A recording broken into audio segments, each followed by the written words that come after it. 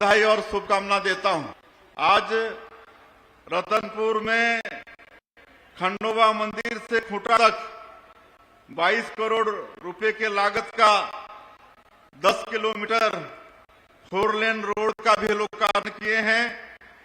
इसे निश्चित रूप से रतनपुर माता के दर्शन के लिए जो आते हैं श्रद्धालु, उनको बहुत सुविधा होगी और हम शक्तिपीठों को भी जोड़ने का काम कर रहे हैं और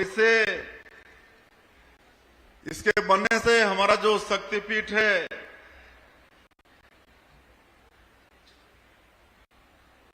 रतनपुर मंदिर का, उसमें सुविधा होगा श्रद्धालुओं को।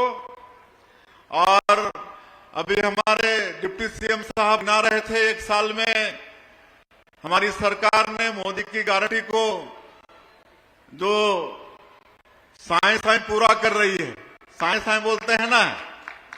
आज प्रधानमंत्री आवास भी बन रहा है, किसानों का धान भी खरीद रहे हैं, उनको 3100 रुपया प्रति क्विंटल धान का कीमत भी दे रहे हैं।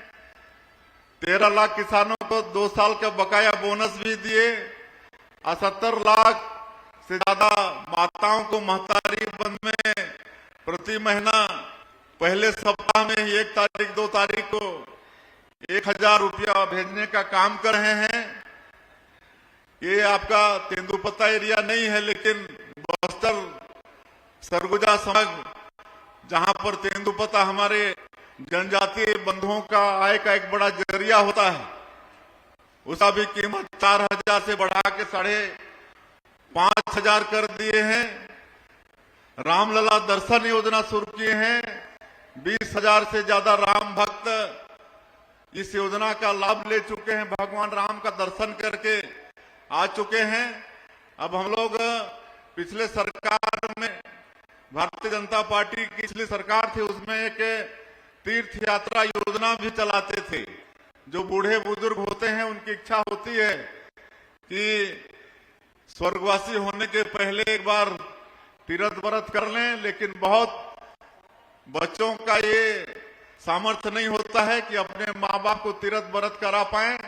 तो ऐसे बुजुर्ग हमारे माता पिता लोगों को तीर्थ यात्रा योजना के अंतर्गत जहां वो जाना चाहेंगे, वहां का तीर्थ व्रत कराने का काम भी सर करेगी।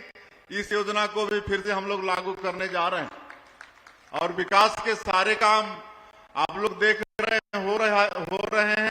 और हम लोग मोदी की गारंटी में भी वादा किए थे कि प्रदेश में सुशासन स्थापित करेंगे और इसके लिए सरकार में एक अलग विभाग की स्थापना किए हैं, गुड गवर्नेंस का, और उसके माध्यम से हर चीज डिजिटली हो, इसके लिए बजट में भी प्रावधान किए हैं। और जहां भी भ्रष्टाचार का रास्ता है, उस सबको रोकने का डिजिटली प्रयास कर रहे हैं, ऐप तैयार कर रहे हैं और ये सब काम सुशासन का हो रहा है। कोयला में जो भ्रष्टाचार होता था उसको रोक दिए हैं, शराब में जो होता था वो सबको रोक दिए हैं। जहां भी भ्रष्टाचार की गुंजाइश थी, उस सबको रोकने का काम हमारी सरकार कर रही है और जो भ्रष्टाचारी थे लगातार दंडित हो रहे हैं। पीएससी घोटाला की भी जांच करने का वादा हमारे आदरणीय प्रधानमंत्री ने हमारे प्रदेश के युवाओं से किया था।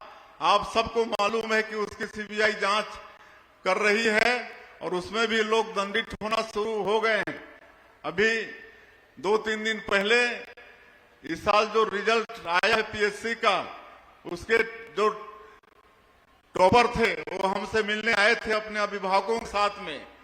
इतनी खुशी थी बच्चों में और अभिभावकों में, और अभिभावक बता रहे थे कि आप जो कार्रवाई कर रहे हैं पीएससी घोटालेबाज लोगों में, तो हम लोगों का विश्वास आज सरकार के प्रति में, पीएससी जैसे संस्था के प्रति में बढ़ा है।